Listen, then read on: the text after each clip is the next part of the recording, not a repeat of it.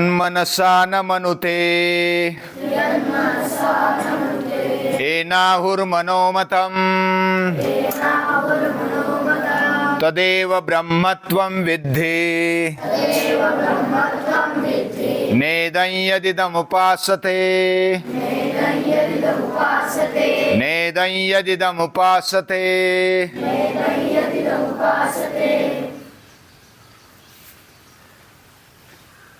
मन की प्रसन्नता होनी चाहिए।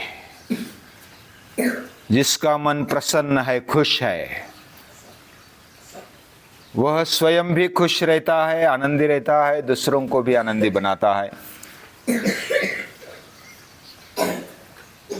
नाखुश रहने वाला या तो अप्रसन्न रहने वाला खुद भी अप्रसन्न रहता है, नाखुश रहता है, सभी को वैसा ही बनाता है।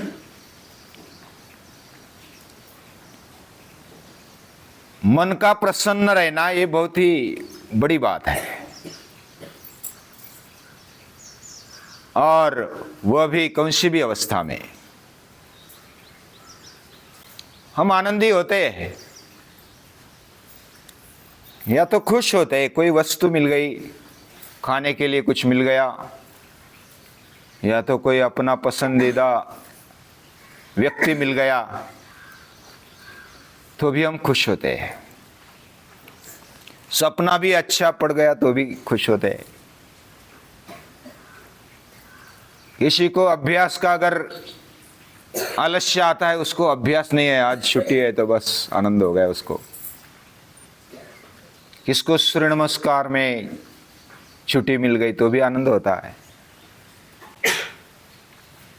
किसको योग से छुट्टी मिल गई तो भी आनंद होता है। किसको लेट उठने में मिल गया, अरे वाह थोड़ा ज्यादा सो गया, तो भी आनंद होता है। किसी को समझो कि बस लेट आ गई, अभी लाइन में खड़े हैं, बस लेट आ गई, तो बहुत दुख होता है। अरे मेरे भाग्य में ऐसा ही है, मेरा नसीब ही ऐसा है, मेरी बारी आ जाती है और समय निकल जाता है, मेरा भाग्य फुटका है, ऐसा कोई मानते है। जब मूड होता है तो मन प्रसन्न है, मूड नहीं होता तो अप्रसन्न हो जाते हैं। तो मन को प्रसन्न कैसे किया जाए, ये बात बहुत ही महत्वपूर्ण है। हमारा मन ये बंध और मुक्ति का कारण है। कल हमने देखा, मन के बारे में जितना विचार किया जाए, जितना मनन मंथन किया जाए, उतना कम है, क्योंकि वो बहुत ही थोड़ा हमें महसूस होता है, दिखता है, हम उसका उपयोग करते हैं। लेकिन वो गहरा है, जितना हमें दिखता है, हम उपयोग करते हैं, उससे बहुत अधिक है। वो आइसबर्ग जैसा है। पानी में जब उत्तर या तो दक्षिण ध्रुव की तरफ जाएंगे तो समंदर में ऊपर ऊपर छोटे पर्वत दिखाई देने वाले पानी में बहुत बड़े होते हैं, उसको आइसबर्ग कहा जाता है। और ऐसा हमारा मन होता है, नीचे बहुत, यानी जो दिखाई नहीं देता वो बहुत बड़ा है, और जो दिखाई देता है या तो समझ में आता है वो बहुत छोटा है। और मन के बारे में ऐसा है, पूरा मन लगा दिया जाए तो भी जिसको हम समझ नहीं पाते, यन मनसा न मनुते एनाहुर मनोमतम। लेकिन मन की समझ,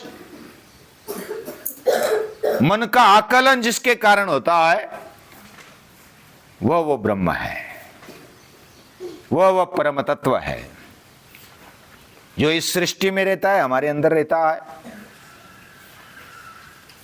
लेकिन मन प्रसन्न रहने के लिए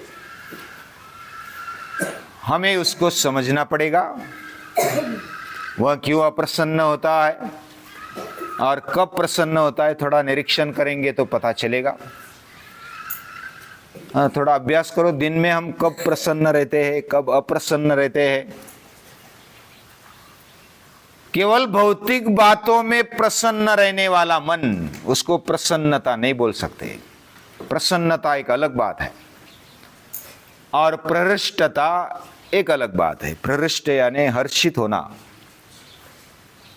हर्ष होना ये टेम्पररी होता है। यानी मेरे मन जैसा हो गया बस खुश हो गए, मेरे मन जैसा नहीं हुआ तो बस नाखुश हो गए, नाराज हो गए। प्रसन्नता ऐसे नहीं रहती। कोई कौन सा भी प्रसंग आ जाए, कौन सा भी चीज हमें मिल जाए नहीं मिल जाए तो भी वो प्रसन्न है। राम प्रसन्न है। वन में जाने के लिए बोला जाए तो भी प्रसन्न है, और राजकुमार बन के राज्याभिषेक किया जाए तो भी प्रसन्न है।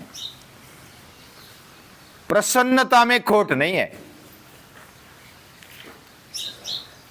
यानी जंगल में जाना है, वन में जाना है 14 साल, वो कोई मजा करने के लिए थोड़ा ही जाना था, होटल में या तो पिकनिक के लिए थोड़ा ही जाना था। ये टेम्पररी मन खुश होता है, वो प्रहृष्टता है, वो हर्ष है। और उसको शाश्वत यानी कि हमारा मन कभी अप्रसन्न हो ही नहीं, ऐसा कुछ उपाय है? तो उपाय है, हमारे उपनिषद बताते हैं मन को ज्ञानी बना दो। उसको ज्ञानी कैसे बनाएंगे? मन यानी इधर अंतःकरण लेना चाहिए। मन बुद्धि चित्त अहंकार, ये पूरा के पूरा जो अंतःकरण है ना, उसको प्रसन्न रखने के लिए, उसको सदा आनंदी रखने के लिए क्या किया जाए, उसका उपाय है, उपनिषदों में बताया है।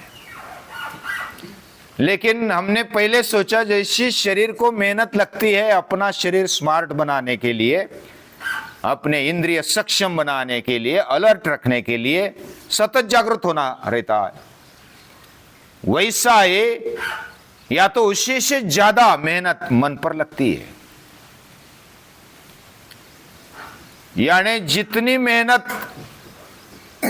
मिट्टी या तो फसल उगाने में लगती है, उससे ज्यादा मेहनत हीरे ढूंढने में लगती है। हीरे तो बहुत गहराई में होते, कोयले की खदान होती है ना, उसमें हीरे मिल जाते हैं, और कोयले की खदान होती है नीचे, यानी 1-2 किलोमीटर नीचे जाना पड़ता है मिट्टी में, जमीन में, तब हीरे मिलते हैं, और वो बहुत ही कड़क होते। हमारा मन भी वैसा ही है, वो गहरा है, उसको और ज्यादा मेहनत लगेगी। कौन सी मेहनत लगेगी? उसको ज्ञानी बनाना है। ज्ञानी बनाना मतलब क्या करना? अंतःकरण को शुद्ध और स्वच्छ बनाना है। वह अप्रसन्न हो जाता है, असमाधानी हो जाता है। आंदोलन कोई आ जाए, आंदोलन यानी ऐसा मोर्चा विर्चा नहीं, आंदोलन यानी कोई ऐसा आघात आ जाए मन पर तो भी वो ढीला हो जाता है। तो उसको दैवी बनाने के लिए, प्रसन्न बनाने के लिए, उसको समाधानी बनाने के लिए, उसको आंदोलन रहित बनाने के लिए, कोई आघात लगे फिर भी वो समान रहता है, ऐसा बनाने के लिए क्या करना चाहिए?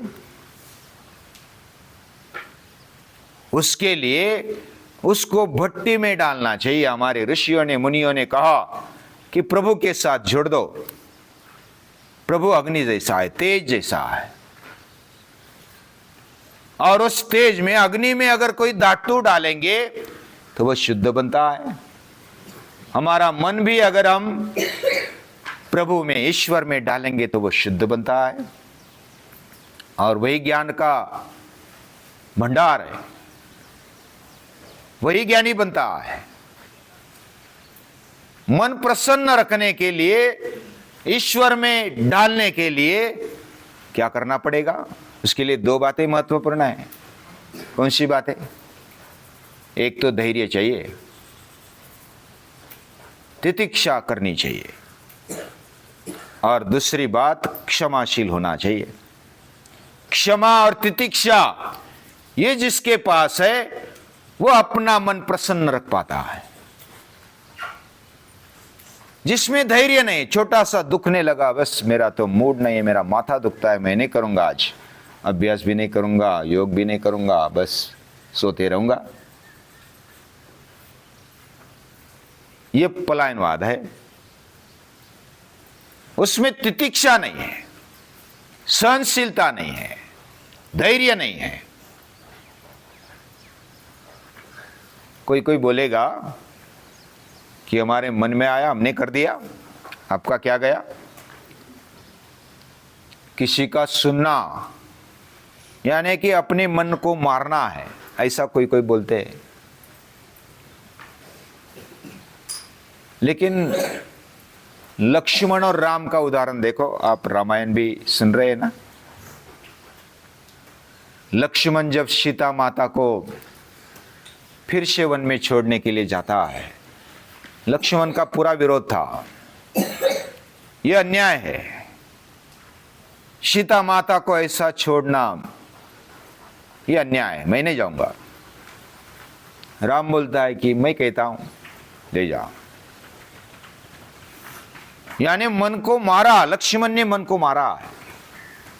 उसके मन में नहीं था कि सीता माता को वन में छोड़ दिया जाए, लेकिन फिर भी सुनना पड़ा। राम की आज्ञा का उल्लंघन वो नहीं कर सके। जिधर पूरा आदर है, जिधर पूरा विश्वास है, श्रद्धा है, राम जो भी करेंगे, मुझे मारेंगे तो भी मेरे हित के लिए ही है।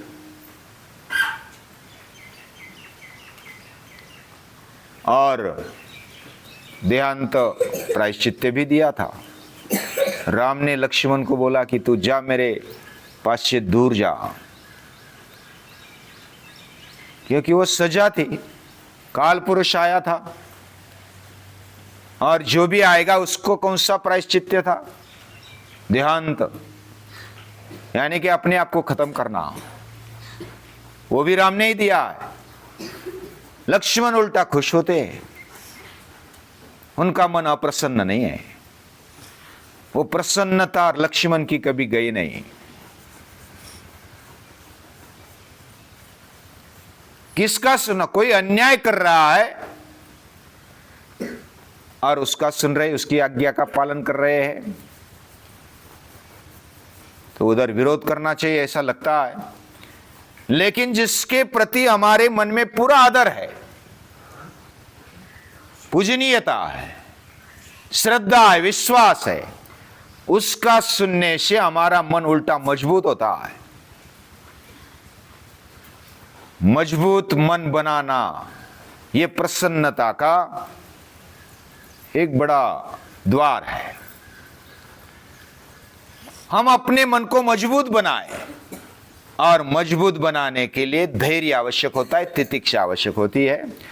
और जब हम बलवान बन जाते हैं, तो बलवान बनने के बाद हमें दूसरा गलती करता है तो गुस्सा आता है, इसको एक लगा दो तो ठिकाने पर आ जाएगा, ऐसा लगता है। तो उस समय क्षमा चाहिए। हम भी छोटे थे या तो छोटे होते तो बहुत सारे हमें क्षमा कर देते, तो हमारा जीवन आराम से चलता है। तो हमारे से जो छोटे हैं उनके लिए क्षमा चाहिए, और हमारे से जो बड़े उनके लिए तितिक्षा चाहिए, तब मन प्रसन्न रहता है। योग दर्शन में अलग अलग उपाय बताए, उपनिषदों में अलग अलग उपाय बताए मन को प्रसन्न रखने के लिए। तो सबसे बढ़िया उपाय, भगवान के साथ मन को जोड़ दो, अंतःकरण को जोड़ दो, दिल से जुड़े रहो, तो मन प्रसन्न रहता हमेशा। मन चंगा तो कठौती में गंगा, मन जो भी जिसको भी पकड़ेगा ना उसके जैसा बन जाता है। प्रसन्नता का मूर्त रूप है भगवान, आनंद का मूर्त रूप है ईश्वर। उसको पकड़ो तो वो भी प्रसन्न बन जाएगा, वो भी आनंदी बन जाएगा। जब कोई वस्तु को पकड़ेंगे, भौतिक चीजों को पकड़ेंगे, तो अधूरी है, वो अव्यापक है, वो नाराज होती है, वो बदल जाती है, हमारा मन भी बदल जाता है उसको पकड़ेंगे तो, वो अप्रसन्न हो जाता है, अस्वस्थ हो जाता है। हमारे मन की समझ बदलनी चाहिए। हमारा मन ये प्रभु से है, ये बात अगर पक्की ध्यान में आ गई, यानी मेरा मन आनंद से निर्माण हुआ है, प्रभु से निर्माण हुआ है, वह उसका आधार है। ये जब पक्की बात बन गई तो मैं कैसे अप्रसन्न हो सकता हूं? जिससे मैं बना हूं उसी का ये। लेकिन ऐसी नाराजगी कब आ जाती है? और सोचेंगे प्रसन्न रहना ये बहुत सभी को अच्छा लगता है, लेकिन हमारी प्रसन्नता कभी गए ना, कभी इधर उधर न भागे, इधर उधर न भटके। इसके लिए क्या करना चाहिए और क्या करना चाहिए, और जितना विचार किया जाए उतना कम है। फिर भी आज के लिए इतना ही, आगे सोचेंगे। सभी को नमस्कार।